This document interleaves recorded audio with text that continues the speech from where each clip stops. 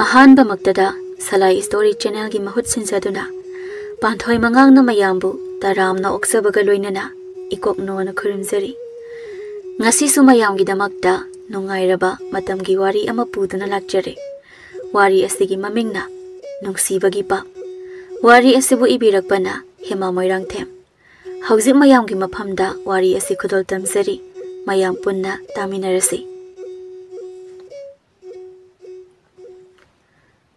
Oi rida ba Nungshi bane. Ai ma ba thaza khitra. Thaza roida. Napa hai ba napa sa. Thaza ba ya ba ganate. Kaida rudoino. Ma gol supai khitri.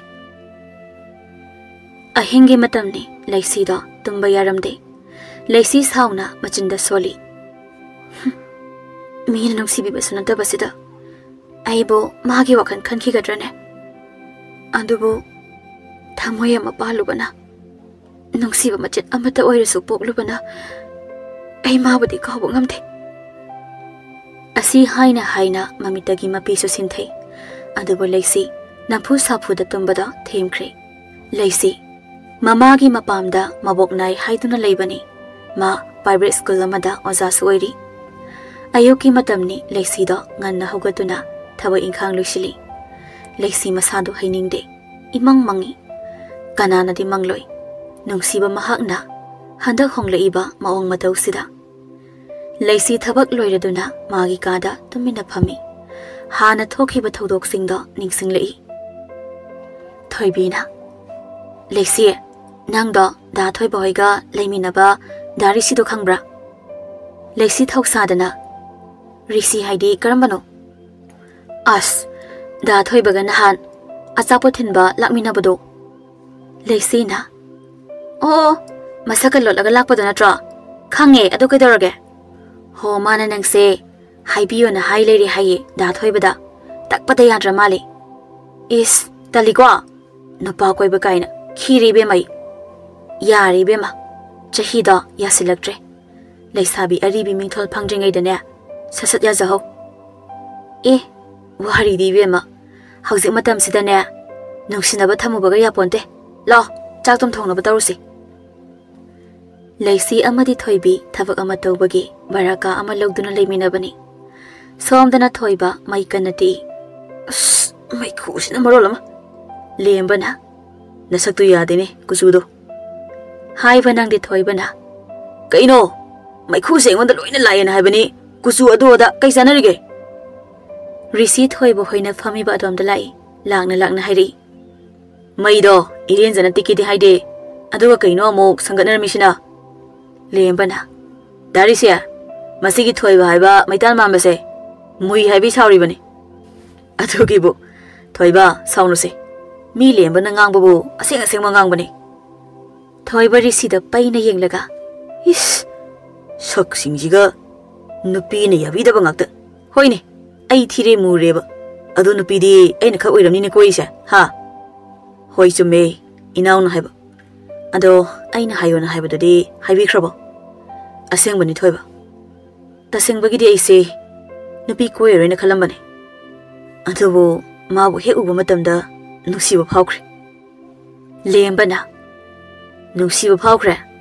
Thamoi se marolo le natro yamba. Masidi ba. Thoibana.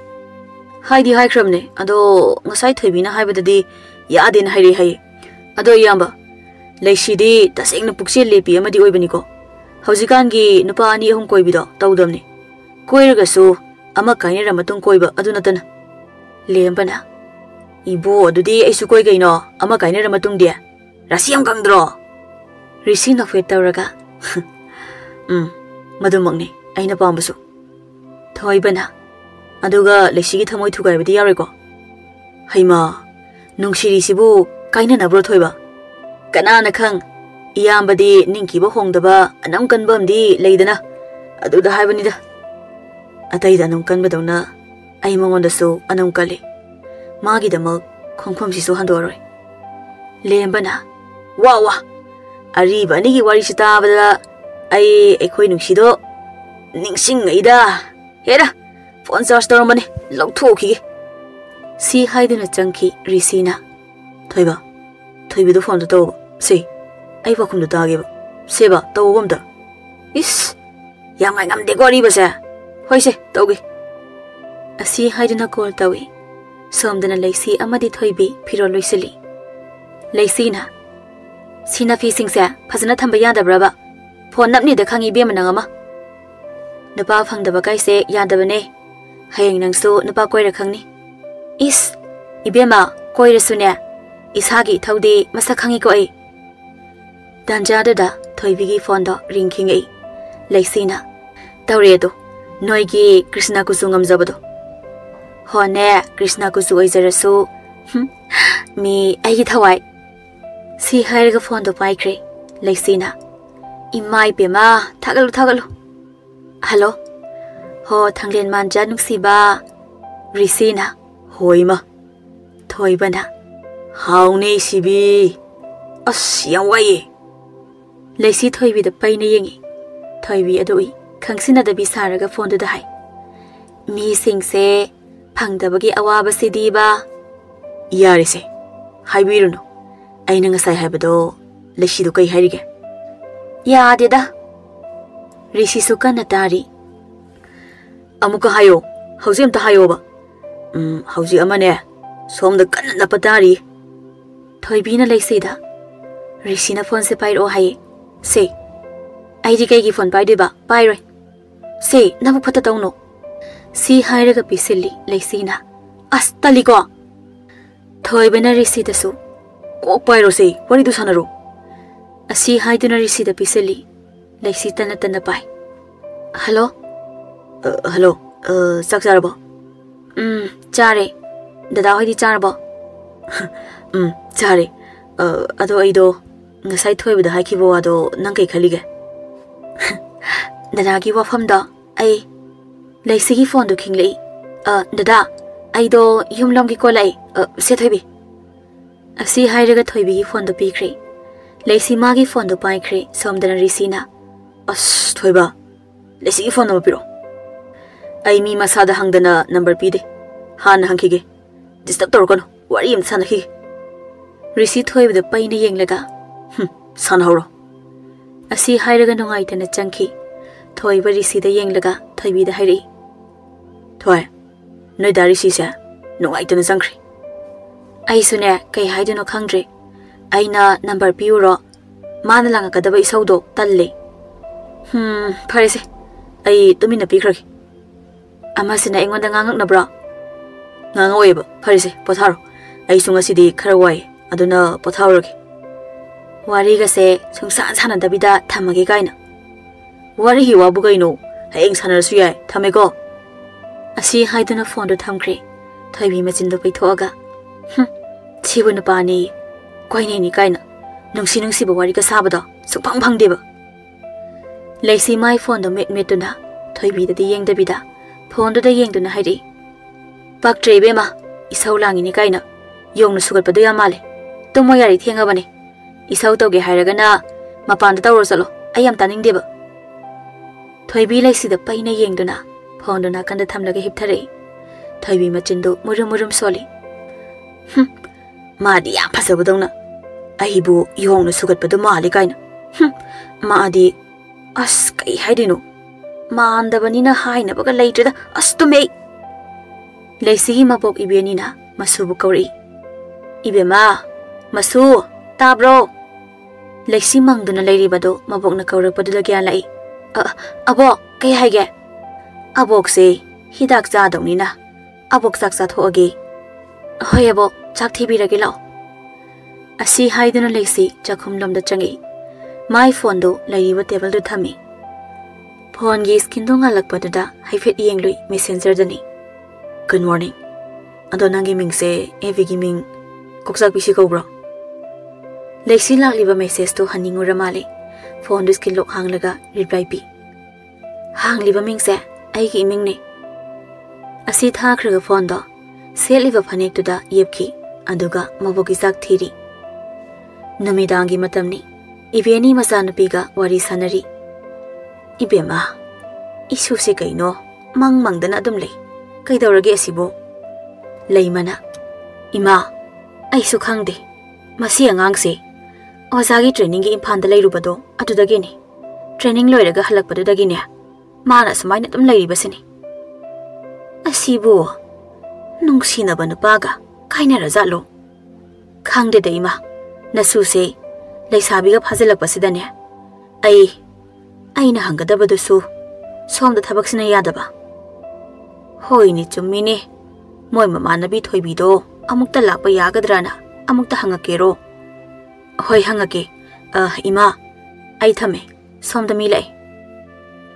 Asi haiduna phone da thamkhre. Somdana leisi kapi masinda su soli. Dada nang yam phatte. Nang na da hong leiba khong si kaino. Asi hairaga leisi phone da tawi adubu off laikre. Leisi wakhandani. Risi amadi leisi wari tapna sanaba hori. Phone dani.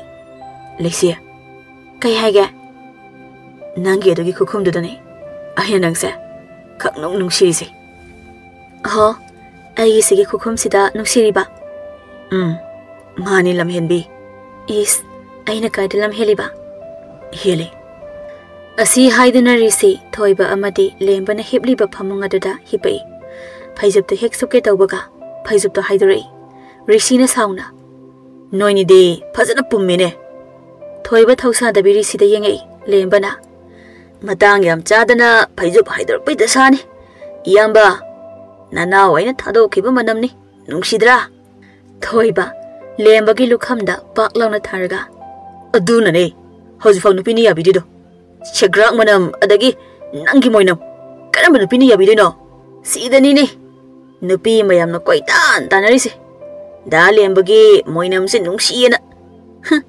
Nupi na hui miron bi manba ngakta koshilaga noini na kadano phajib dinge noi gi romance kado ai taning deba noi sagi mamangda ai bu yon birano biro Thoibana is paktine Risina tabro taye kanana hojing ngangnai dana ai khoi sida nupi ni yabidabam lei inge na phajib do haidoba apu masama na phekta thadorpini Mahantarisi Aduda sum nganglarambani Adurisi tumadura nangbo Tamning di haura abani Ado nang yumzakani habado kidongaino Hayeng ni ado de aina tingbi tabani ne Hoi Tingano hairo Hai di tinbiyo Ado ni dana Thoibi yawalai Mami to fat bangak pada leisina nok tana wari sari bado Thoibi na ingangak na kon kitang kalap na Leisia Thoibi gi khukang to da leisi do khang na phone do pairam badagi fat taki Ima Asi hairaga Thoibi da yengai Thoibia kari khuyang no ai mi hin yaudre Thoibi phamong dei kum tharaga leisi gi phone do khungat biduna Thoibi leisi da yengaga phone do bi Leisi Thoibi gi matau do da ngak na yengi Thoibi mana piriba phone se lau haiduna leisi da sign tawi Leisi phone da loge tawbaga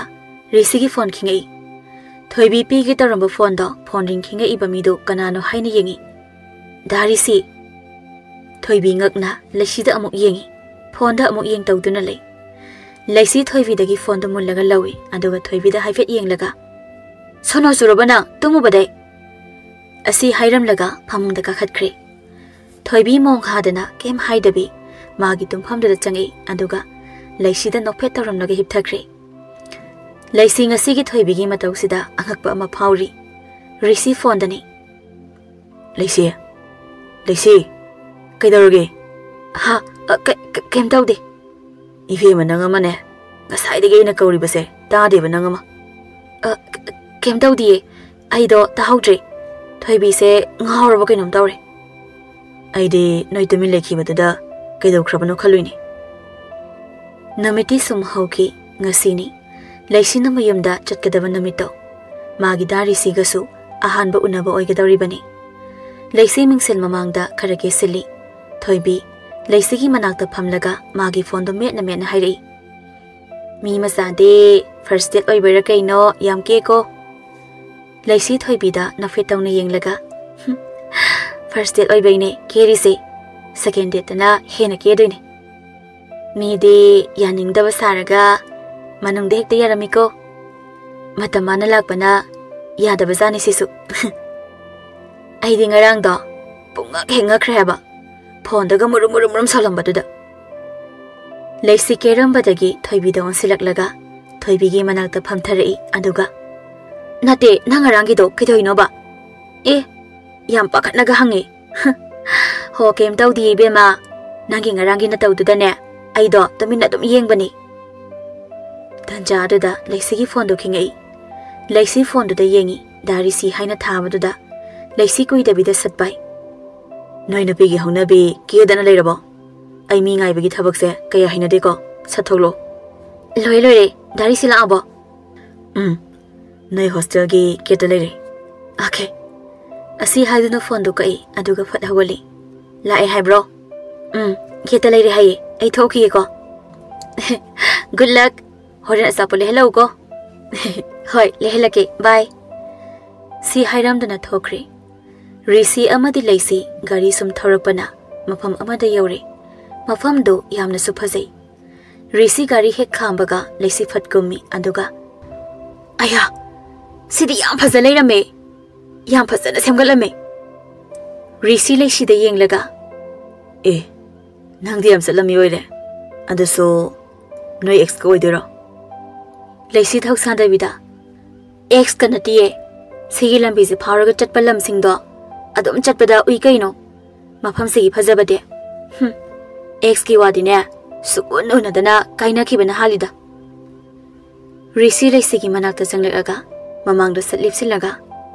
Nupa se yam koirapi mawng ba. Laisi Rishi da yangkhatlaga. Kaina tawreisina. Darisi nangna wangba hela haiba ai khange. Hando. Aina handoktradi.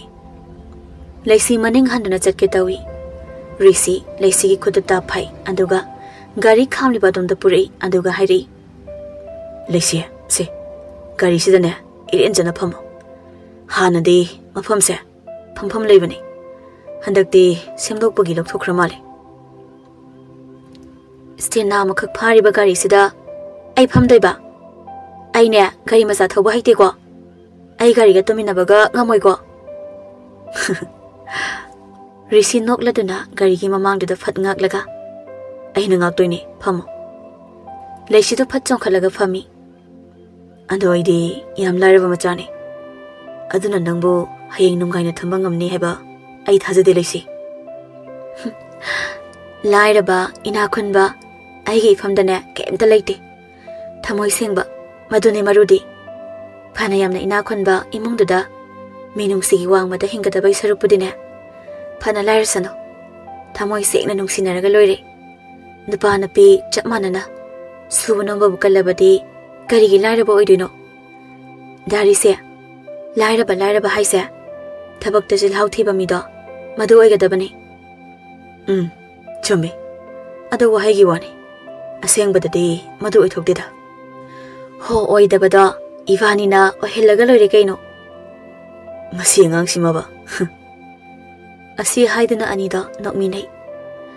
Mangdun lairamba laisi magi phone ring lakpa makhondu tabada gyan phallai. Phone gi screen da yengbada thoibi gi phone oirami. Madu ubada laisi harauna phone do pakhali. Thoibi haune nang kaidaramino. Sam lairambane. Laisi nang kapiro.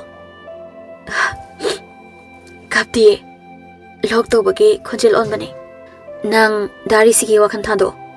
Ma nangondagi lapthoknaba oidaba nganglaga malot khibani. Ma kadai dilai haige. Koirengi da jeski dukala ma hanglaga lai haibane. Da thoibasu maga khanaba male.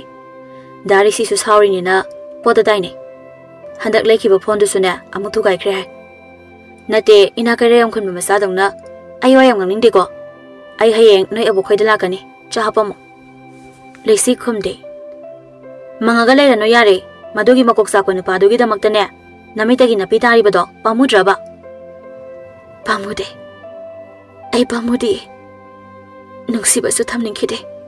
Adubo mi ama oina poklubana thamoi sonjabigi mapok nupi haiba mapok sida poklubana aina mabu thajakhiba ꯅꯨꯡꯁꯤꯈꯤꯕꯅꯤ ꯑꯗꯨꯒ ꯋꯥꯈꯜ ꯃꯆꯥ ꯈꯟꯕ ꯑꯩꯉꯣꯟꯗꯒꯤ ꯅꯥꯊꯩꯅꯕꯗ ꯍꯣꯠꯅꯕ ꯃꯥꯕꯨꯗꯤ ꯑꯩꯅ ꯉꯥꯛꯄꯤꯕ ꯉꯝꯃꯣꯏ ꯃꯥ ꯑꯣꯏꯗꯕ ꯋꯥ ꯉꯥꯡꯗ꯭ꯔꯕꯁꯨ ꯑꯁꯦꯡꯕꯗꯣ ꯍꯥꯏꯔꯝꯕ ꯃꯇꯝꯗ ꯑꯩꯅ ꯃꯥꯕꯨ ꯑꯗꯨꯛ ꯌꯥꯝꯅ ꯋꯥꯔꯧꯔꯤꯕꯁꯦ ꯋꯥꯔꯧꯔꯝꯃꯣꯏꯗꯕꯅꯤ 마수, 아이나 와리바수 마이나 와르키니. 마담드다, 마, 아이기 건지한테 라이라도나, 아이기 삭담시 파오바, 마기 맘에 드도 할로이. 아묵수 하이게, 마디, 야 파타마 미니. 마기 마망다, 아이야 모하나 리보이. 아도 오이다 방ang바, 미기 타모이부 사나바, 마. 마도가 밥 소이드나 라키가니 마. 레시 토세. 낭나 사도 야르이바. 낭 까빠 야다바 미니. 낭나 사나나 사부 나나바 실리게기노. 낭 하잉 라카니 하이바 나트라. 라오. 아도. 아복라에 타마게고. 아시 하이라마가 폰도 탐크레. 레시 피에나 까피. 단자 아도다 레시기 폰도 링 아말라이. 에비 메신저기 코니.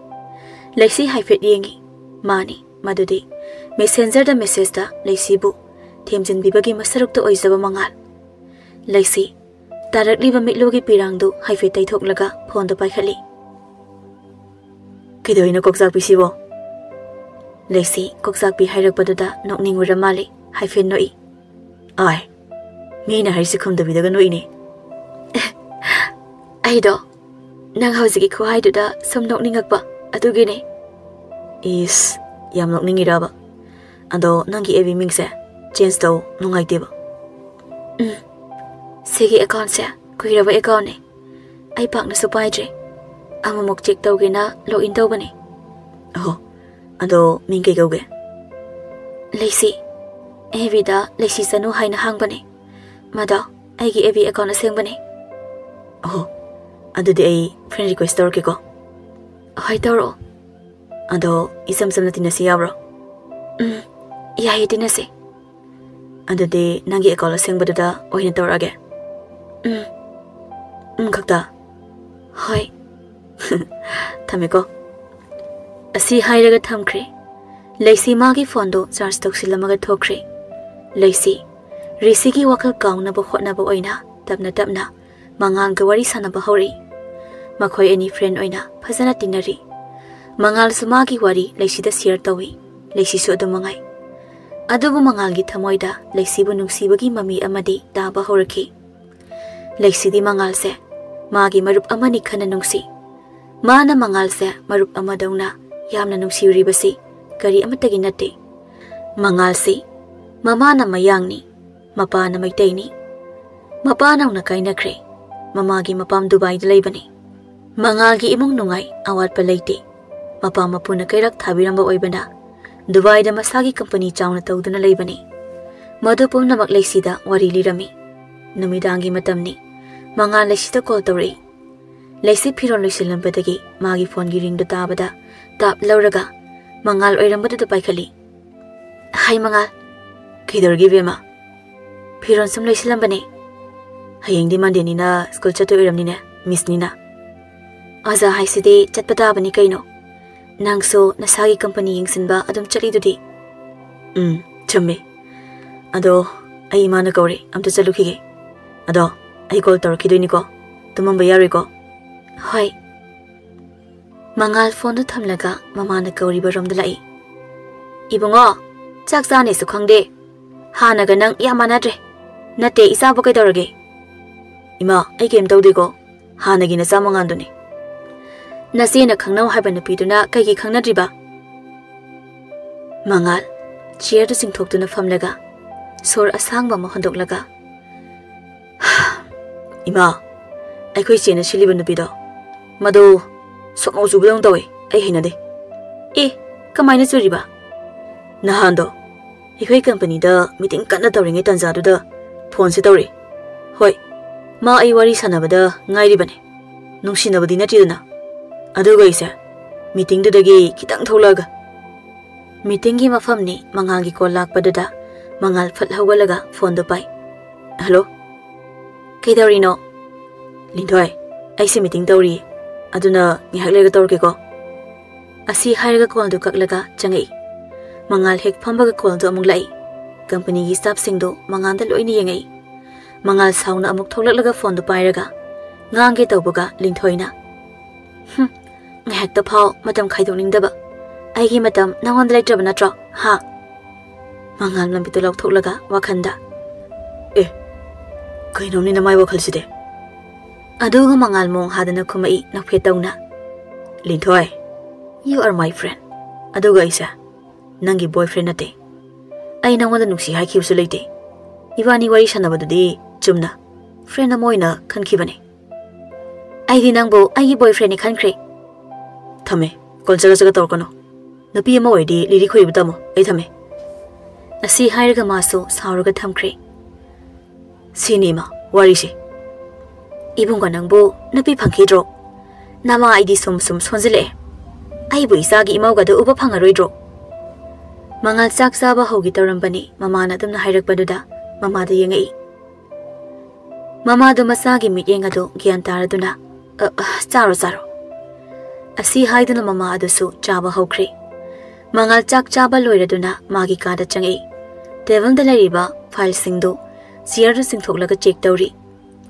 nakan da lariba laptop tu su on tawi file check tawba loiraduna laptop on tawraga av rom da muk changi story dani laisi chanu magi photo ama update tawri isai ama so happy पामदी पामबती नोटबा नुंसी हाइबा ngamdaba हाइबा इसैदुनी मंगाल नोकफेट तौरगा लबरेक तोक्सिली वाखंदा खली पुनसिदा नुपी कोई यरक्तबा इसे ngasi nanga thingnarubaday nungsiba karino haibase ai khange andubu nafamdadi haidokiroi khangankiroi khangalagana harau harau wari sanarise phangdabasu yai maramdi nangdi nupa haiba nupa se थाजाबा हाइट्रेना हाइबनिना असि खना खना bag फट फट तौरगा of तौसिलमगा मागी फमुंग नाकंदा charge तौदुना लैबा फोनदु फट लौरगा हिपथरगा लेसिदा कॉल तौरी लेसि तुमलंबदगी फोन लाकपदु तारदुना मंगाल ओइरंबदुदा पाइखलै हेलो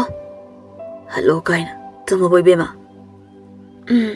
तमरे कइनो तमद्रिबा मंगा तमद्रिये अदो angang na ming sekalagano adunde dangang kau hairo angang zaijani dangan kaina adudi kai kau haino listening bo abema haune yamung go ai abema da haidok taba ma leire ngasidi haidoge aise arke ni every name dadi haptabani o arke koksak patare aina khaleba mase makokta kitang tawena khaliba masidiba ando yambung hainam ta koro yambung haune ando nang tumninge haidai tumoko mangan ga leisiga namit khuding line samduna adum tumi amana su amagi phone kakna de karigi bu oiriga ba mangal tapna abema mangal leisina tumkhre khangdoisi माना कौबदा लेसीना हुम खुमलक पसिदनी मंगाल मागी phone screen दा थोकलिबा लेसीगी photo दा येंगलगा तबना नुंसीबना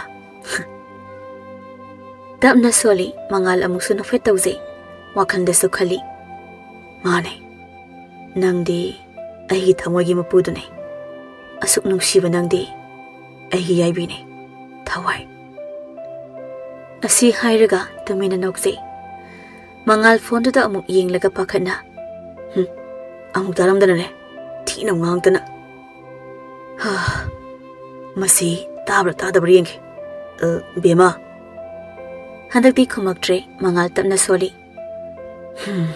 tari dadri tumgra male aishu tumage asi haidana phone gi skin da leisi gi photo du haifet yenglaga nafet tawraga tumkre nangthel gi matamni lambi dani thoibana नतने ऐंगोंदा कयमता हाइरमदबी exam हेक्ता चलेरमेबो कमाय तौबनो बसी अखोय सनाई बुंगोदि फोन दो याम पाइबनिनाको हंदोमदा ए हंदो गाइना हंदोय नंगी काय खंगदबदा तौरगनो अयम सौनिंगिदा खुसे मरे मंग चलिको असि हाइरगा थोइबदा मखुतु थी nakanda tumina lepliba lembado thoibana makhut theibado hek uri masinda soli is dhabdi makhut ka theksinadana nupi tap tage koiraga mana aina somda ama phau phangdana leiri somdana khut thekliba thoibadada thoibina thoibagi mamaida khupakna thajali lembana somda ayo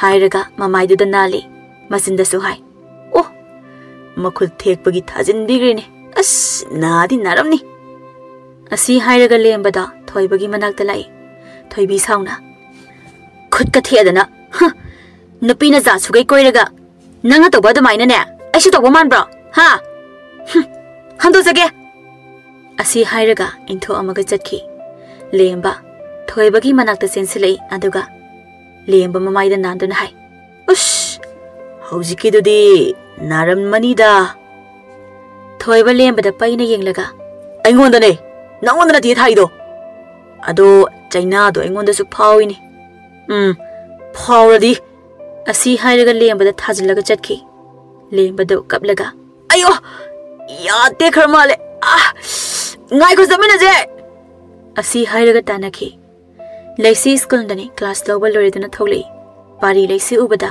nafetawna kauri hi miss laisi nafetawna kumi sir pari class loiraba hoi loire miss kidi chap mana ye sir tanja da laisi gi phone do lai laisi phone screen do da yengi laisi mangal oibadu da nafetawraga hello yambo haune bema school halaba halagina tarambane oh ado bema ai ningol chakau banang na ba tholok toini eh aseng bhairo yambo ado nangai bu koi bu pubiu ko ai di koire manipur da laktaba aduna koifam su khangde pubi doine ado bema na ibo sena dongni ko sena doine yambong se napi thibaga khangaloi dene yai dai gidi abe malai sidi kai habana yambo ho senabiyo haiba mi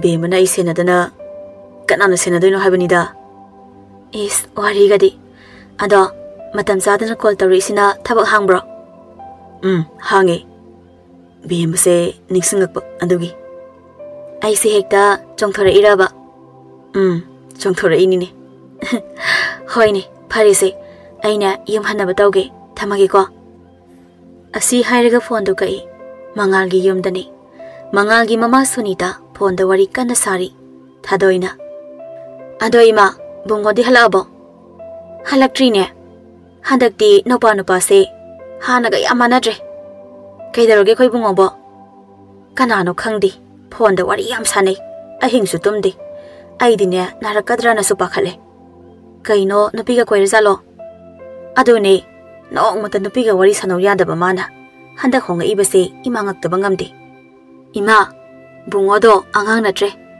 masana bu pamjarabati nungsi jaradi kaisu kaidida andubu magi ngangni ngangwai khangdaba wangang sangangdo adu tawradi ima nupido kuina chaloi ko adubadi noi arke gi hongnabini kaino mapa lawi no pase haini hairoi khangdi ai phau wangang batali mana thabaka halakpase aine mai safamdo yengaga ne ngangabani ado handakti yam honge thabak halakpagi sangakpase be makaina nungsinaga kawi haiba phone duda adadi phai kaino ima be ma haiba ai bungoda hangdare hango kanano karino do sunya nangna manipur da lebani na khara thijilo ai di kaw kawi isu singdi tuition tawri ado phare ma aisu thamage dada su halakpagi matam yawre hoi ado nadana bo hotno ko napa napa su hale ai wari amta sagi thame ko asi hairaga phone do kai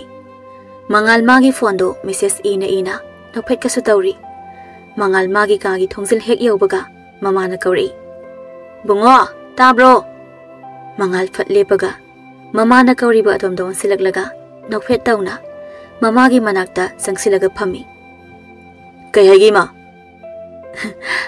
be ma haisibu kanano mangal pakhalap tawraga lala tawna khumi manipur dai ne private school gi oja oi bane yam chame yam na su phai Isabu lepabo. Lepe. Ado mama sadi khangri. E. Ahing supa. Nangan ba phawari sanari dubo. Masa khangri haisibu. Taba yaba wasu khara nganguko. Ima. Be masa yam singi. Wa ngang thorakpada magun yam le. Nangi thamoi de lariba nungsibado hayo. Ma so idana yarakani. Adugani bungo. Ima di jat bizat khaide. Lairaba ina khunba ima da khetnaba leite. Ado nangi ngangni ngangwai khangdaba. Wadu dine ngangunuko. Aduga isana kawridabadi. Migi thamoi thugaigano. Migi mamitagi mapita hangano. Nangna thugayuriba thamoido. Nangonda su kairakani. Mittagi pi sinthahaluriba dosu. Nangonda sunya soidana sintharakani. Masi kawridabaniko. Tanjadada mangalgi fonda ring lai. Ring tondo maming thokpiduni. Be manungsibi calling haiduna hairakpaduda. Sunita masadu ikai khrani khanduna. Nafet tawraga phamambadagi hawgalaga chatki. Mangal mamagi maong khangbana magi kada changkhre. Yambo haune bema. Kukum phawdi wa haisani. Chak thongabo bema sa. Yambong hoidawna yahau thengbadi natabanina. Chaka do loiragane chaba phaw loikhre. Ngasaina ama amado olamani. Masi na ngang basima ba. Adudi fare. Ado yambong sune chak chanaba tawkhige ko. Ado tumamba yare ko. Tumamoi yambong hairamdoine. Thamiko. Asi hairaga thamkhre. Somdana thoibana. Lemba tabro. Lembado tumtharubane thoibana hodorakpaduda tabadi tai adubu tadaba sai. Khangni masi sukung khumoi. Masi siraba kaino khangdeba. Aine thoibina marol ama waiting. Ei koksi chak tawreba. Lemba natu gainarabo. Nupi si ama khakneba koijari sei. Sidane aibu nupi yam koiba tahanbikhreba. Nupi si ama khakneba koijari sei. Sidane aibu nupi yam koiba tahanbikhreba. Ama khak khaijarubane ba isei. Lemba nang hawalaroidra. Asi hairaga lembagi phaijupta jingthoi. Thoiba lembagi phaijupto hek jingthokpaga. Manamside nangbu nathi amda phaidrabo. As pommi phajana yadre sidi. Chaba tumdabaini yongchang wana moiramni. Tukatche. Asi hairaga phaijupto amuk langsili aduga. Adunani nupi phangdido. Segrak manam adagi nangi moinamduda karama nupini yabidawrigeba. Ibungo noigi nungshi nungondo ubada tale nupiga koidowa. Ado darishido yam ngamiko. Matamduda leshina wakibudo. Rishigi sono khusududi hana khangamadi ai leshidane kaisu hairamoidamni. Ado leshido hauji kanamta koidrajalo. Koide habne. Thajaba mangkhibadudagi oiramganini. Aikhoi thoibisine pakhali seina. Ma kana koirabano khangdeba. Khangdeda noigi nungshi nungongi warise ai tome. Asi hairaga phaijupta singkhalaga tomki. Imana banina kemda kana deba tinabagi. Somda laisigi fonda ring lai. Manga laisina phone pairaktabaduda tumkhrzalo. Message amuk thajali bema chamarakni tharido. Laisi makeup tholei phone gi screen donga lakpaduda yengi. Laisi pakhana phone do lauraga lock to hangi aduga aya. Asi hairaga laisi mangal da call tawi mangal su phone do paikhalei. Laisi tumabagi khonjal gado siri tauna. Yambo aidi tum thaure. Mangal su nungsina hairi. Bema se tum leiramiraba. Leiramine. Ho bema abema haune kai ku kongno yambo.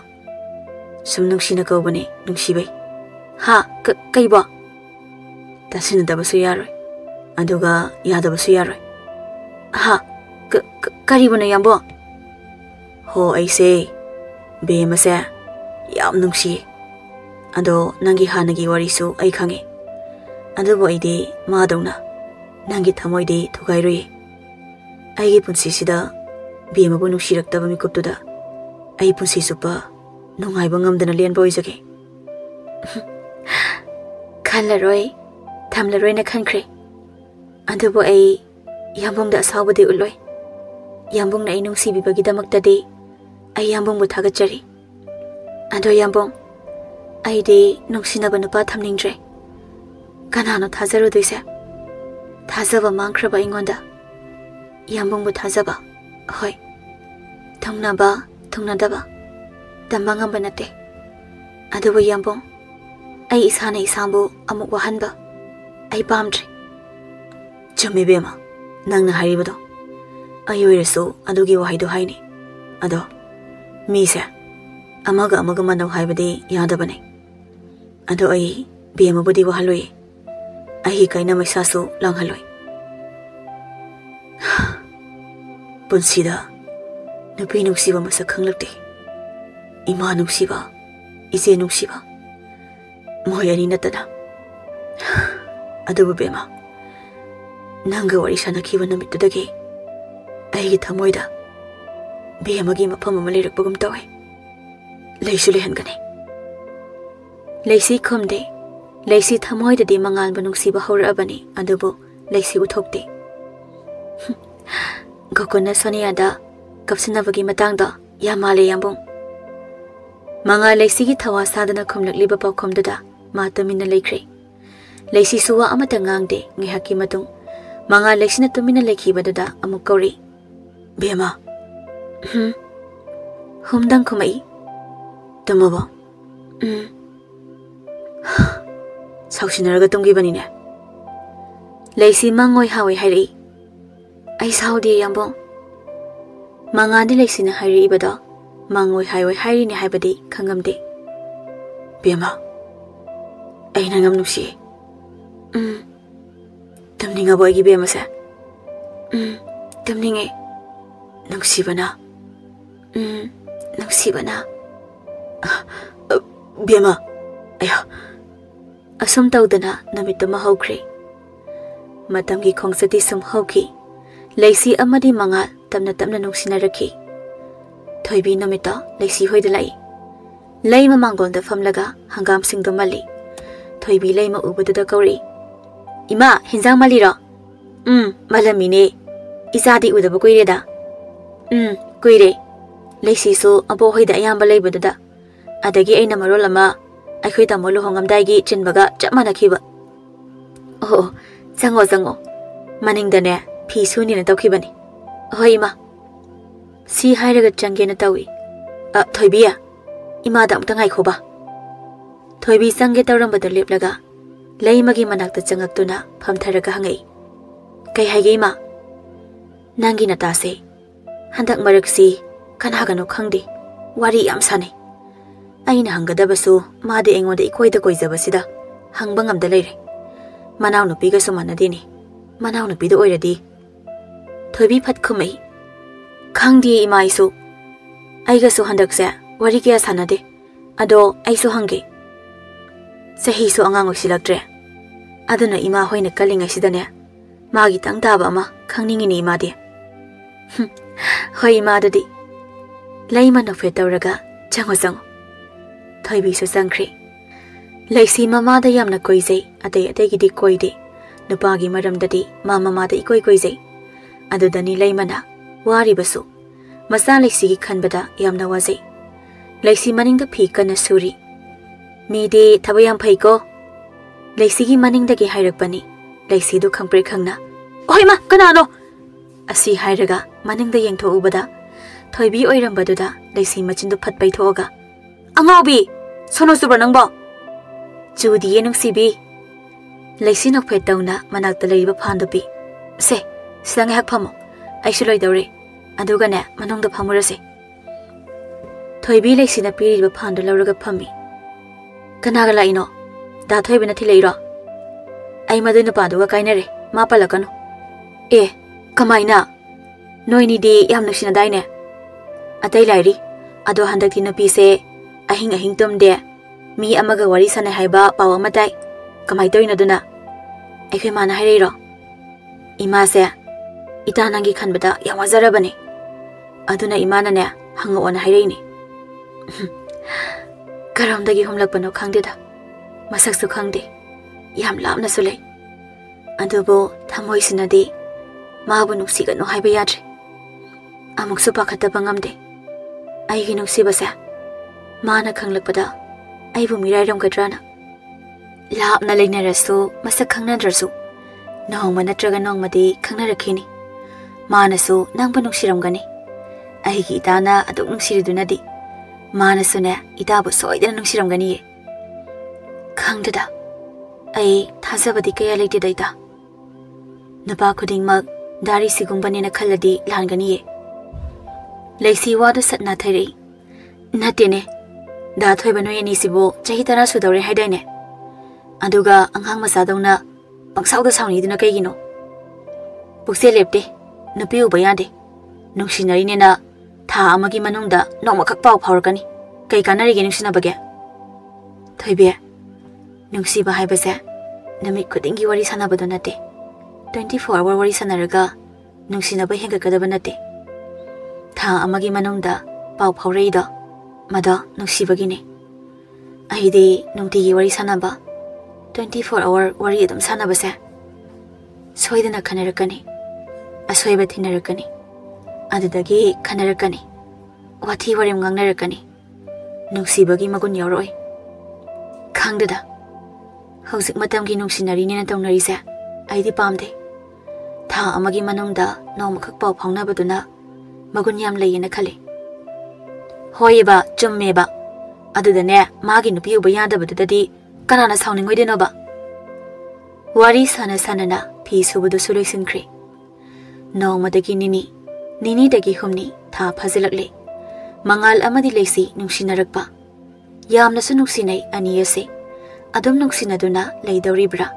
Mangal leisigidamakta lepabra. Leisisu mangalgidamak leplabra haibadu khangminarasi. Mangal magi bemagi khonjel tadrabadi leiba ngamde. Ayuki matamni pung 8 makhai tare. Mangal leisida call tawri. Leisisu ngasidi suti leibanina school chatlamde. Leisi phone laklibadu yengi magi yambung oirambaduda paikhali. Yambo haune yambungi thawai yaibi. Kaino thabaka satlaroidro pungdi 8 makhai tare. Thabaka saningre yaibi ga wari dum sananinge. Yaibi ai thabaka loin to sira khangde. Yambo nasagi na thauda pungning sango. Wari di namidangda dum sanai dudi. Nasagi na thauda pungning sangna tawo matam khaido. Thabakna thabaki matam wari sabagi matam su khaido. Hoyeba yaibi ado hekta ngamdaba. Khangdeda aine handak tholakpada yaibi se inhakta thamadabane. Yaibi naga yada laktabaga yariko. Adugane piji pairaga inadoine. Napido nakningira male nokthori. Phazarani yambung na igi piji pairadi. Ado yambo thenge pungse tarata dawreba chanaba tawro. Mama na ngangjajani ko. Mama leite bazar dantiga henzang leunina chakhibani. Ado halakpada chatlamdradi ngangbijani. Yaibi yambungi thawai nangsidiba hoise ai loisilurage. Ai loisinba loidi phau phonse thamba yariko. Hoine thamoine ngaibidoine. Ahoy adudi asi hairaga phone do phamungi nakanda leiriba table aduda thamlaga phamungdagi fatkum tharaga dress esili. Nakanda leiriba gari adusu sizili loisinba loiraduna table da thamliba phone do lauraga. Yaibi loire ado yaibi aise hayeng yaibina inhaktaga leiradiba aise yaibina haiba loine indo male insu indoine. Napina haiba inbasa yam phai hainabani. Adhamora na hainazarani. Hainazasano mi ahi yaibina haiba injabani kaino. Yambo dress lesson baloire haidaine tho chathoro halaga hairo aiso thabakita loisinge. Mangaldu tanna ahoy ado phasana leiramuko. Ahina tabaka namtaga wari sanaramganuko. Ko yaibi hoiba thameko ngaikho kinong walami. Kai walige love you. Leisi khumakta badada khumdini. Love you too. Yari ko yambo. Yari nungshi banai gi yabise. Thameko asi hairaga leisi phone do kai. Mangal leisina phone kakibadada phone gi screen duda yengi. Phone gi screen duda leisigi photo duda ni yengliba. Asuk Nungshi bise. Mane. Madi ai thawai ni. Tanza duda Sonita na. Kanada no thawai ni kain haribaduna. Mangal mama da dum na hairakbaduda phone du pocket da fat hapchilaga. Wa du leithoaga. Ima se ai thawai ni haibanida. Chumbu chumdro. Imadi ai thawai ni. Asi haina haina kahadagi thokre. Ngai khone manam namdri ne. Asi hairakbaduda mangando chalambadagi mamagi manakta laklaga manam namhallami aduga chatkre. Sonita machada yenghawi. Masibu karam thokdawno. Masagi thabaksida soiraktanane. Lambidani. Thoibado thoibibu tana tanaduna kana themi. Thoibi sei ai laleba. Ai matung toreba. Nang na ikai khangdaba se khangdida ko. Hando nupa noi se thajaba yaba nate. Hando se chatke. Asingbane bai nai se. Ai thoinau kana no khangdeba. Thoinau haidudi lembagi saineba. Natra lemba. Lemba ngakna. Ha. Nupi koi di matik ingonda mu. Thoiba lemba da onsilaga michiga do khat khatchili. Hoi hayo matagum. Thoibi ma khwanga melaga. Thoibaga lembaga na tawri bado yengi aduga. Ingit ka tawnaradana. He sakhata ba. Nangna khali bo khando namna sanaiba drama se kaino ba. Ha. Si hairaga thoiba da laktana illi. Thoiba su tusili. Lemba madu ubada pakhana. Hais. Ingrene. Ai ngonda mu ilaktana ne. Ai u chala ubana phadu jala. Thoibi sauna thoiba da yenglaga. Nangna sanaiba drama do.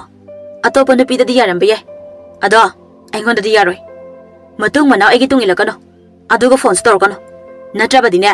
Nang kaya pa boy roi. Asi hairam laga thoibi sauna chatki.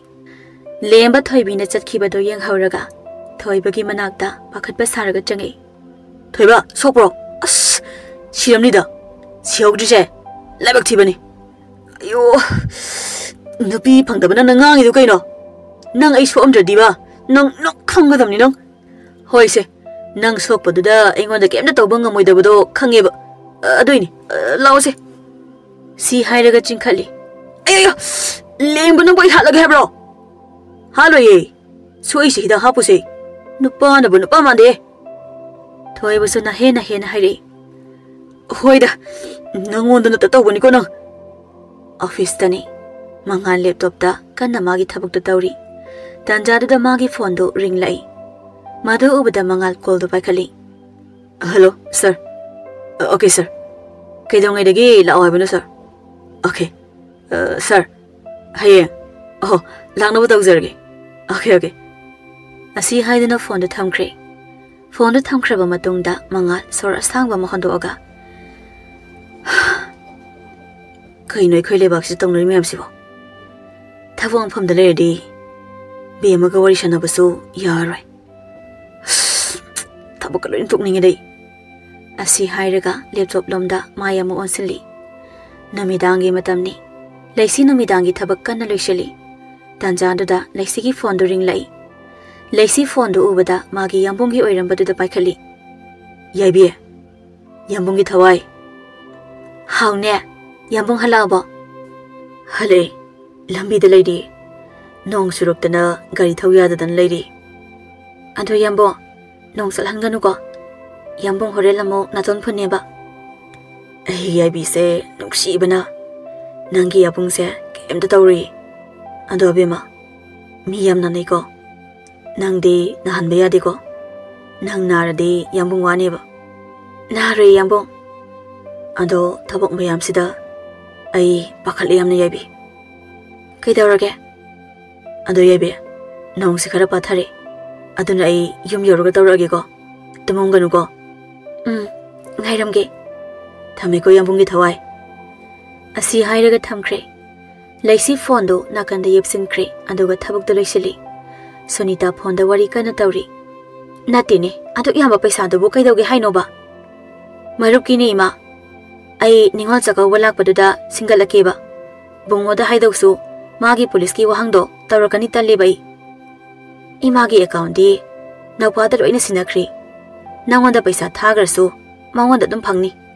Aduna ne नौपा नुपादा हाना हंगबना फगद्रा खली को इमादी अस आइबा बुंगोदा हाइदौसे तल्लीदा तंजादुदा मंगाल चंगई बुंगोसु हले इमा आई चाक लामे चाक theorem आई dress अमदा होंदोखिगे लोइनसु सोले होय होय इमा थिरमगे मंगाल सुमागी कांदा चंख्रे बुंगोसे office तगिने tension खर लेरप माली इमा थमे कोई बेमा होय इमा असी हाइरगा फोन दु थमख्रे मंगाल ड्रेस होंग लोइरगा थोले अदुगा चेयरदो चिंगथोगा फमी सुनीता मचा नुपागी चाक अदु फजना सेमलगा पुथोरे मंगाल माइथोंदो मथा साबगी माइथोंगनी मचागी माइथोंग खंगबा ममानी सुनीता नाकंदा थारीबा चेयरदो चिंगथोक्तुना फमलगा मचाना चाक चाबा हौरिबदो येंगलगा बुंगो कइदौरे ngasiदी इसासी कइनो इसागी माइथोंगसिबो मंगाल चाकदो चारी करिमता खमक्ते सुनीता मसागी मतौदुदा वा मखा तादे मचादा मुन्ने येंगदुना ले मंगाल चाकदो तंखाय अमा चारगा तपना हाइरे इमा अखोई लेबाक्सि तौरिबे रांगसे करिनो आई खंगथ्रे हयेंसे आई अयोकी पुंग मापनदा दिल्लीदा पाइदबा याररोय नमेकी अनि लेदुइनोदसु हाइबा ngamde irangam phate nasana tawrabani na ngamnaba hotnagadabani imadi hanadagi so haikriduni tawrunona adubu phare isana pamna tawkhibani thabakduda mai paknaba tawgadabani hoima ado biamagi masakto imamta yengedana mangal magi phone gi skin du uli sinima sinani dana isana hing nungthil Bema na tawri side mangal no phetaraga phone da loksili aduga yari khari yengadi ado nangna phone gi skin da happy se nangna tawdori ba thabak siga hayeng bema da akai bala oidro khangi ma adu boi matam khara bema ga wari sanaba phangloi khanbada matha se yam sai as toile song changninge ne nang phone se amuta lok hangamo ima kainomta yenge sekhoi ma sidiba leshi haina namo asi hairam laga sensenki sonita masagi phone da ab messenger da changi aduga yengi leisi sanu haina ama leirambada da changduna yengi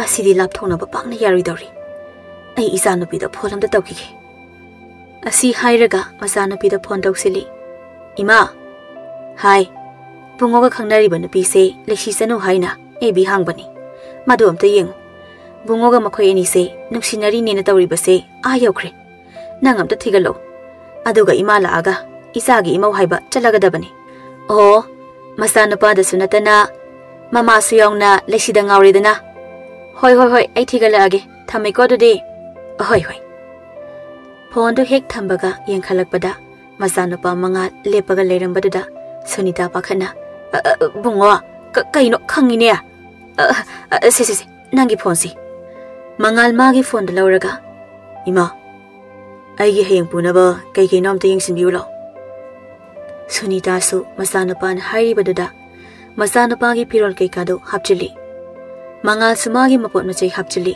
tanjadu da mangal gi phone du ring lai be manung sibi thawai haina maming hekta hairak padada sunita da masana pa da yengai mama gi mi yeng khangwa mangal phone du silent phat thamki aduga thabuk tu lushili sunita samasa gi puna ba pose ke ka lushin ba loira ba da thokri mangal phamung da sangi phone gi skin du da yengi pungdi anita duna leirami aduna ma gi be ma da phone du tawdre tumla sanu khaladuna somdana leisi do tumba yaramde wakhanda su khali yambung du bo ngairamo hairam laga ayin to call su paide call back su tawrapte kaidaro sano aibo tawsirane tawreda mina wari saningtraga ainaga sasaning ba mani asi khana wakhandu yam nungairamde magi yambung na masi mirai birabra haina su khale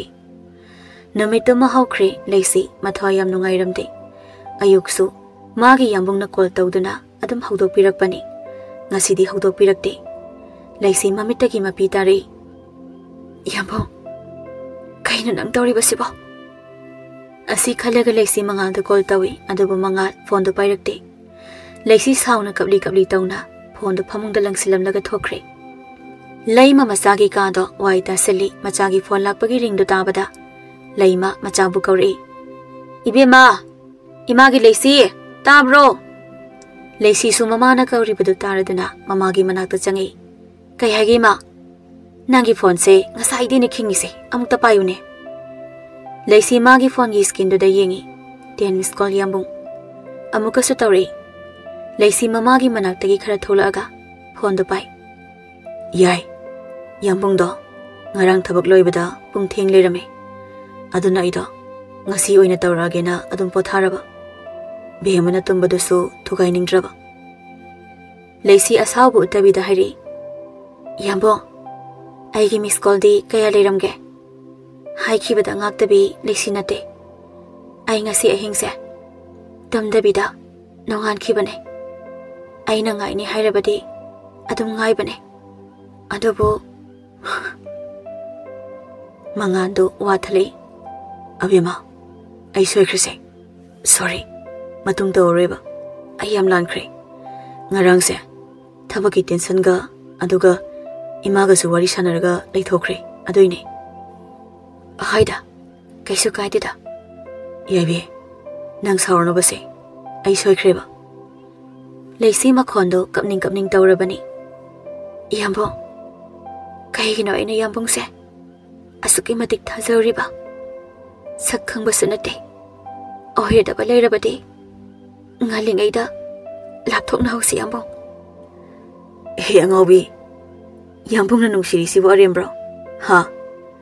Garang ina call tau da waibo adu waro bahuna bro ai di handak Manipur da tholakpada yambung na ne ai gi ai bisa pudana ga chaloi adu ga ai bina yada basiyar ai di lord kinina ai di ne cover da hapakani Lexi sanu na ibu kauraga ma di lord kre kaina thiba phangdana ba lotoi ni adu yai karigumba nangna nangi yambung mu thado amaga Athouba nupada yunga pankraba mi ataidi nungai na palo kaina haini dana ado idi hairoi Manipur gi konung da adu da chalaga ne lafoi chang thopu do kali dana ai gi thamoi bu thugai rambagi yai bi gi punsi se nungai ba phangda bo ayu haidune e kai hino da de phagiro asuk nungshi binangna lamlan bagi oikraga ai kamai ni yengam doino arai bro ai nungshi se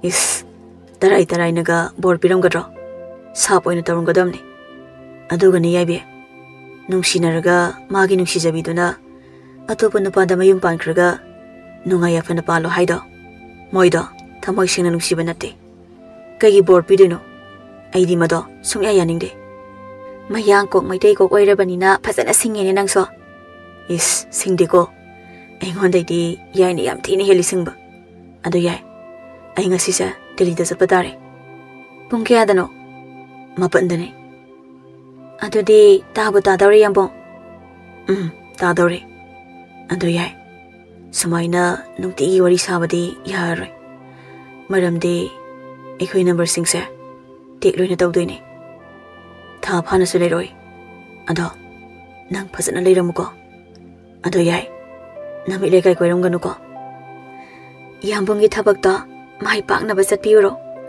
aduga yambong gi aidine yambong nataba khanam tagi su oiroi yambong ngairam doine phataba tagano mina phataba nganga su thajaganu yai yambong di yai gine yai su yambong gine nungsi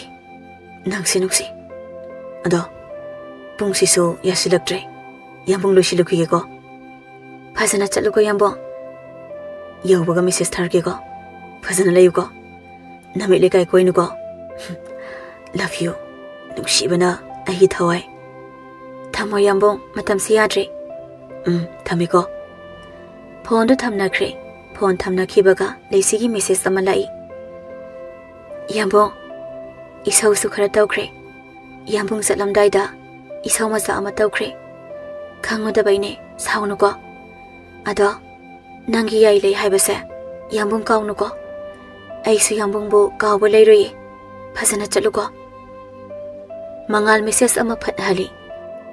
Warau saubi ningolgi haibai saido. Toina tawko thawai. Nungsibe. Nungsibana. Yamung thengi chalukhiye ko. Phazan lerem ko bema. Message to thakre send tawkre. Nami to hokre. Ayuki matamni. Lemba kamngang tawduna hari. Aigi laibak se kaino. Nupi singchina sungya egya bideme. Atai nupa dawna nupi mayam koi budasu natteba. Kamngang taw kon taingde. Sakse thongula. Kamngang tawna kanar. Ai se mai nupi dawna chak thong waina. Ai su bakhang ne. Noi di ani hum koi ba. Ai gina. Ai wari se sanaba loi khige tawbani da lemba. Yam taning de ba. Ha. Masak siga. Nupi singsi su adum yai ne. Asigi yong mathun man nupa asna bo harde. Tanjada da risi put pausile. Kedore. Noini na adum law nei duna. Lembana. Iyamba. Nang di nai le ramena. Nan ki kai le ruge ba. Khoirengei da dukala ma hangi. Adu da phamba yauri. Thoibana. Phone duna chati duna kai ge. Kai kre. Phone do sana poni na pangtu da thugai bi sana le raboi ra. Risi khaurang na hangi. Ado lishi do kamai tawrige. Ning di ning singi boi ra. Balakam dang de. Hoi sume. Noi me am nei ngonda lana ui haiba. Ufam su thoi. Adubo awawa na masaru oira abi mahakdo. Inakta amu mana wana legadabado. Madugi ai nungshi na. Mabu lapna bataki bane. Aina sinjabane. Aina loin hona jabane. Ha. Noi animal aina mata yaning de. Ai wudi noi na hairi. Nupi phang de haina. Adubo ai taseng na tale. Hausing matamgi nungsiba phagi tare. Matamduda leishina wakibado. Chani thangni khangdana Lai Kangasu, German and Hona Minar Loy Kalaga, Dari Sigidamaka, Lekibanico, Aduga Dari Sidi, Normally Shido, Eng on the Kotaraga, Magi Piendabado, Eng on the Fondomi, Noi, Papti Puni. A sea Hidega, Manatu Chinkalaga. Kapu Kamning, Pise, not only Wina, Tarietorisi. Toibana. Wata say, Kin Lucian Madaka Widera. Pagi dahale. Rishina. Yari si dosi. Noigi wari si tabada yam na wari. Ngasi di kay kino krataw si kaino. Toiba na. Yay ne, tagtabo ko ire. Lemba na. Hore no ni sa kaibong gadi o ka nugo. Rishina. Nang su tagtabo yari ngasi di. Nungay na ngasi. Asi hayraga ahom da noi. Ponda ni kana kanari. Nang na yam na koy busa ning isi kay gino ba.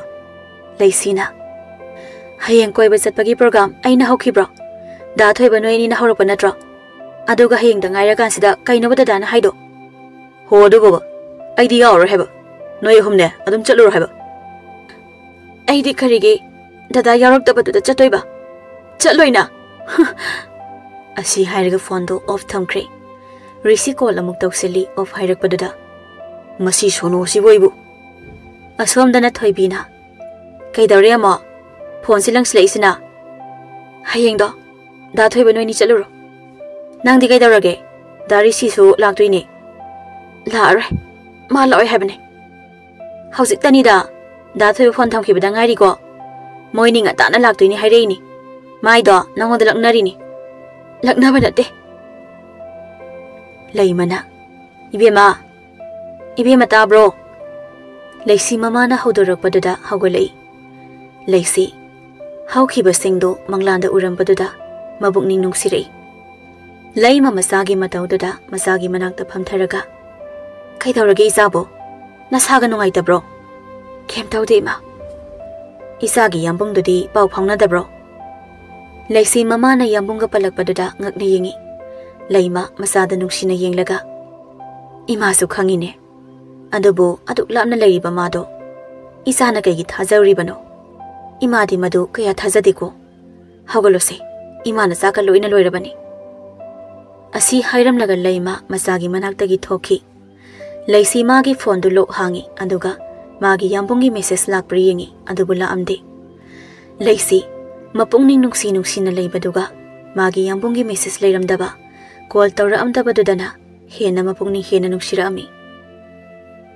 Yambung yaure phau ꯀꯩꯝꯇ ꯍꯥꯏꯔꯛꯇꯕ ꯑꯩꯕꯨ call ꯇꯧꯁꯤꯔꯅꯦ ꯇꯧꯔꯣꯏꯗ ꯃꯥ ꯊꯕꯛꯅ ꯌꯥꯗꯕꯒꯤ ꯑꯣꯏꯔꯝꯒꯅꯤ ꯑꯁꯣꯝꯗꯅ ꯃꯉꯥꯜ ꯐꯣꯟꯗ ꯋꯥꯔꯤ ꯀꯟꯅ ꯇꯧꯔꯤ ꯅꯪꯒꯤ ꯅꯝꯕꯔꯁꯦ ꯑꯩꯅ ꯀꯣꯏꯊꯤ ꯊꯤꯔꯒ ꯂꯧꯔꯛꯏꯅꯤ ꯂꯤꯟꯊꯣꯏꯅ ꯑꯁꯦꯡꯕꯩꯔꯣ ꯑꯗꯣ 이반이 ꯀꯣꯏꯅ ꯇꯥꯕꯅꯤꯅꯦ ꯑꯗꯣ ꯅꯪ ꯗꯦꯜꯂꯤꯗ ꯀꯩ ꯊꯕꯛꯀꯤ ꯂꯩꯅꯣ ꯑꯩ ꯊꯕꯛ ꯑꯃꯒꯤ ꯂꯩꯕꯅꯦ ꯑꯗꯣ ꯅꯪꯗꯤ ꯃꯅꯤꯄꯨꯔꯗ ꯊꯣꯛꯅꯤꯡꯗ꯭ꯔꯣ ꯍꯟꯗꯛꯀꯤ ꯅꯤꯡꯉꯣꯜ ꯆꯥꯛꯀꯧꯕꯁꯤꯗ ꯊꯣꯛꯇꯣꯏꯅꯤ ꯑꯗꯣ ꯍꯣꯔꯦꯟ ꯉꯥꯏꯍꯥꯛ ꯀꯣꯏꯔꯨꯁꯤ ꯌꯥꯕ ꯅꯠꯇ꯭ꯔꯣ ꯌꯥꯏꯌꯦ ꯀꯣꯏꯔꯨꯁꯤ ꯑꯗꯨꯗꯤ ꯊꯝꯃꯦꯀꯣ ꯑꯁꯤ ꯍꯥꯏꯔꯒ ꯐꯣꯟꯗꯣ ꯊꯝꯈ꯭ꯔꯦ ꯃꯉꯥꯜ ꯐꯣꯟꯗꯣ ꯊꯝꯈ꯭ꯔꯒ 마기 폰 스킨다 탐리바 렉시기 포토도 ꯌꯦꯡꯂꯒ ꯑꯕꯦꯝꯃ ꯌꯥꯏꯕꯤ ꯑꯩ ꯅꯪꯕꯨꯗꯤ ꯅꯨꯡꯁꯤꯗꯕ ꯅꯠꯇꯦ ꯑꯗꯨꯕꯨ ꯀꯗꯥꯏꯗꯒꯤꯅꯣ ꯈꯪꯗꯕ ꯂꯤꯟꯊꯩꯁꯦ ꯊꯦꯡꯅꯔꯨꯕꯗꯒꯤ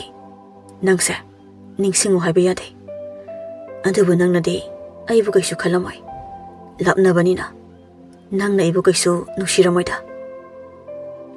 ꯃꯇꯝꯒꯤ ꯃꯇꯨꯡ ꯏꯟꯅ ꯃꯇꯝ ꯈꯔ ꯍꯧꯈ꯭ꯔꯦ ꯂꯦꯞꯄ ꯂꯩꯇꯅ ꯆꯠꯈꯤꯕꯅ ꯃꯇꯝ ꯈꯔ ꯍꯧꯈ꯭ꯔꯦ ꯅꯨꯃꯤꯗꯥꯡꯒꯤ ꯃꯇꯝꯅꯤ ꯂꯩꯁꯤ ꯄꯦꯅ ꯀꯞꯄꯤ ꯌꯥꯝꯕꯣ ꯑꯗꯨ ꯀꯨꯏꯅ ꯆꯤꯟꯕ꯭ꯔꯥ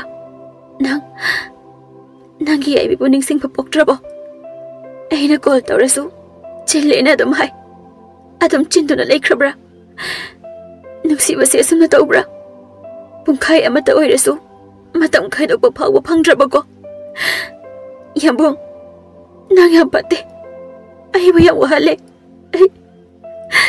ꯑꯩ ꯅꯪꯕꯨ ꯉꯥꯏꯈꯤꯅꯤꯌꯦ ꯂꯩꯁꯤ ꯃꯊ꯭ꯋꯥꯏ ꯌꯥꯝ ꯅꯨꯡꯉꯥꯏꯔꯝꯗꯦ ꯃꯇꯝꯗꯨꯗ ꯂꯩꯁꯤꯒꯤ ꯐꯣꯟꯗꯣ ꯔꯤꯡ ꯑꯃ ꯂꯥꯛꯏ ꯐꯣꯟꯒꯤ ꯔꯤꯡꯗꯣ ꯇꯥꯕꯗ ꯂꯩꯁꯤ ꯐꯣꯟꯗꯨꯗ ꯌꯦꯡꯉꯤ ꯌꯥꯝꯕꯨꯡ ꯑꯣꯏꯔꯝꯕꯗꯨꯗ ꯍꯔꯥꯎꯅ ꯄꯥꯏꯈꯠꯂꯤ ꯌꯥꯝꯕꯣ ꯍꯥꯎꯅꯤ ꯌꯥꯏ ꯂꯩꯁꯤ ꯁꯥꯎꯅꯤꯡꯂꯝꯕ ꯄꯨꯝꯕ ꯇꯥꯟꯖꯥꯗꯨꯗ ꯃꯥꯡꯈꯤ ꯌꯥꯝꯕꯨꯡ ꯊꯣꯛꯂꯛꯑꯕꯣ ꯑꯩ ꯍꯌꯦꯡ ꯏꯝꯐꯥꯜꯗ ꯊꯣꯛꯂꯛꯀꯅꯤꯌꯦ ꯌꯥꯏꯕꯤ ꯉꯥꯏꯔꯝꯃꯣꯏꯗ꯭ꯔꯣ ꯉꯥꯏꯔꯝꯗꯣꯏꯅꯦ ꯑꯗꯣ ꯌꯥꯏ ꯑꯩ ꯂꯥꯛꯄꯒ ꯍꯤꯌꯥꯡꯊꯥꯡꯗ ꯂꯩꯕ ꯕꯣꯔ ꯂꯥꯏ ꯈꯣꯏꯔꯝꯕꯝꯗꯨꯗꯅꯦ ꯆꯠꯁꯤꯀꯣ 이반이 ꯊꯨꯡꯅꯍꯟꯕꯤꯌꯣꯅ ꯅꯤꯁꯤꯀꯣ ꯃꯉꯥꯜ ꯃꯥꯒꯤ ꯀꯣꯜꯗ ꯋꯦꯇꯤꯡ ꯆꯪꯖꯤꯜꯂꯛꯏ ꯂꯤꯟꯊꯣꯏ ꯑꯣꯏꯕꯗꯨꯗ ꯃꯉꯥꯜ ꯂꯩꯁꯤꯗ ꯋꯥ ꯊꯩꯗꯣꯔꯤ ꯌꯥꯏ ꯑꯗꯨꯗꯤ ꯑꯩ ꯍꯌꯦꯡ ꯄꯨꯡ 8ꯒꯤ ꯐ꯭ꯂꯥꯏꯠꯇ ꯂꯥꯛꯇꯣꯏꯅꯦ ꯍꯌꯦꯡ ꯐꯥꯎꯅꯔꯁꯤꯀꯣ ꯑꯩꯁꯨ ꯋꯥꯔꯦ ꯉꯁꯤꯒꯤꯗꯤ ꯄꯣꯊꯥꯔꯒꯦꯀꯣ ꯌꯥꯏꯁꯨ ꯄꯣꯊꯥꯔꯣꯀꯣ ꯑꯁꯤ ꯍꯥꯏꯔꯒ ꯐꯣꯟꯗꯨ ꯀꯛꯈꯤ ꯂꯩꯁꯤ ꯌꯥꯝ ꯍꯔꯥꯎꯖꯩ ꯁꯣꯝꯗꯅ ꯃꯉꯥꯜ ꯂꯤꯟꯊꯣꯏꯒ ꯋꯥꯔꯤ ꯀꯟꯅ ꯁꯥꯟꯅꯔꯤ ꯅꯨꯃꯤꯠꯇꯣ ꯍꯧꯈ꯭ꯔꯦ ꯉꯁꯤꯅꯤ ꯂꯩꯁꯤ ꯃꯥꯒꯤ ꯌꯥꯝꯕꯨꯡꯒ ꯊꯦꯡꯅꯔꯅꯤ ꯈꯟꯅ ꯌꯥꯝꯅ ꯍꯔꯥꯎꯖꯔꯝꯃꯤ ꯂꯩꯁꯤ ꯃꯥꯒꯤ ꯌꯥꯝꯕꯨꯡꯕꯨ ꯎꯔꯅꯤ ꯈꯟꯅ ꯍꯔꯥꯎꯅ ꯂꯥꯛꯏ ꯂꯝꯕꯤꯗꯅꯤ ꯊꯣꯏꯕꯤꯅ ꯂꯩꯁꯤ ꯅꯪꯗꯤ ꯑꯦꯌꯔꯄꯣꯔꯠꯀꯤ ꯒꯦꯠꯁꯤꯗ ꯀꯩꯗꯧꯔꯤꯕ ꯃꯤ ꯑꯃ ꯉꯥꯏꯔꯝꯕꯅꯦ ꯉꯥꯏꯍꯧꯔꯣ ꯑꯗꯣ ꯑꯩ ꯈꯔ ꯊꯨꯔꯦ ꯆꯠꯂꯝꯃꯒꯦꯀꯣ ꯍꯣꯏ ꯂꯩꯁꯤ ꯗꯨꯀꯥꯟ ꯑꯃꯒꯤ ꯃꯅꯥꯛꯇ ꯂꯩ 마기 얌봉 만바 아마 톨럭바 우버드다 하라우 서럭도 란토케나 센셋더위 마담드다 다다 가리 아마 터리 다다도수 브레이크 파바 낭하우데 렉시부 톰닷람라가 아두막 타우크리 마얌도 액시덴트 톡팜드다 로이니 센스나라미 망알수 미얌나 센스나리바돔다 센슬레이 아두가 상실리 예잉이 누파 아마나 아석바세 호스피탈도 부카세 망알 속두나 레이바 누피도 범카투나 गाड़ी अमदा हापतुना हॉस्पिटल द पुखली हॉस्पिटल यौरे मनोंग दे इंसिनख्रे नुपा अमना मंगाल the Hari Ibungo C phone से पुसिंख्रे बेबे मसिगी ओइरा माले से इबुंगो ना पाइसन बिउ असी हाइरगा फोन द पिरे मंगाल फोन द लौरगा फोन गी स्क्रीन द येंगी मंगाल ngakna सिदे आगी फोटो नि हाबिसे यंबो मिस कॉल 50 अबेमा फोन द लोक तो लाइन हांगी अदुगा येंगी मंगाल फोन द येंगलगा ममितगी मपी तमना तमना सिंथरे उरे लैसी की फोन की नोट दा इरमलिबदो यामबो अयं वरवे थबक चिल्ली हाइदुना पाव हेक्ता फावरक्तबा अदुबो यामबो अय ngasiदी कपे यामबो अमसु थेंगनै यामबो अय इसौ मसा मसा याम लांगनिंगी को अदुबो लांबियरोय नुंगाइतेबा यामबुंगारके कोकसा नुंगसिदे हाइसुनि आई ngaइखिनिये यामबुंगना लाकपा यामबुंग आई याम वारि ngasiदि हयेंदि आई यामबुंग थोलानि yambung urani khanbada ahingsa tambaga yadri he no nangam thuna ngaloba mangal iriba singdo pana pana amuk sunok amuk sukap tawi masinda susoli yai bi aina kaluri sika nangna kalami basika avema yambung nangonda yam lankre tanja adada doctor ama tholak hojik accident da pukhalak bana bi mazado leitre kanba ngamtre sorry asi hairam laga chatkre mangal leisina leiriba ka da sensil laga angawa phina kuptana leiriba leisigi thawa yautraba haksanga do ubada mangal kuptuna leiriba leisigi phido haido aga leisigi thawa yautraba tumduna leiriba haksanga do ubada yai be se nangi yambung na kawasi tadro nang yambung na kawasi tadro nang yambung mo ngairam ni hairaga ngairam je kai gino se hawalo nang yambung mo koi ba pubi ni haidai ne se hawalo yai yambung yam lan kre nang bu yam na wahan kre se hawalo yambung gi tung ilani hairam laga nang tawi shi kai no se hawalo mangal pe na kapi yai nang yambung bu kai thado mino nang gi yambung bu thado hai kidai ne tanja adada laima thoibi lai laima masagi matau do ubada khodak da gyan mangki leisigi mathau mangang pangthok pa loikre thoibi ga mangan ga wari sanari yambung mangal gi wari tana ita do ahing kaya tungkidabane asi hairaga wari lirei phana yamna ne pau phorok dasano aide sungsau saubiroi maram dine yambung di aine yam nungsi mana so ibu mayam nungsi bane yari bema hauzi matamgi nupana bu aidi thajate ko atopa ama soi koiramani asukui ba matam se pau phorok trisinadi mana atopa koiramaga ne aina ma nungsi bagi maga pau phongna da bagi wari basa sidagi hena mawa ba oidine mana dumaina ga tawramadi adu bai thajate madi thabak yam chinjabani ita nungsi be nangna yambung da thajaba sidane ai waga ngangpham khangdre nakna ba nupa phau atopa nupi koiri lapna leina ba madudi kai hi nupi koiramoi atopa nupi dum koiramadawni mana ne nangbu yam nungsi ba oiradi nong mata minute amata oirasu kaithopa kaisu nate mana ne aina taba ma hek koiram laba aina yambung uba phangdana mangba oige he hai dini nangbo mangal wari da taba ngamaktre yari thobi to ado yambung di kaidongai changdoino ai saning je thobi abe ma pupuroi kana tholopane adubu mapu da nai halaroi chakhiba mana chakrasu lehoriba yambungi tungi khandaba yaroi ai gi pudana karamna handoiro ai gi abe ma da aran ba soiba minam bakra tawkre madumangna ai da wazawone abe ma yambungi ai nang torisi kaino yambung yang ware tanja da nabi amana thoibi ba kauri je thoibi amadi mangal nabi da yengai mangal machinda abema yaibi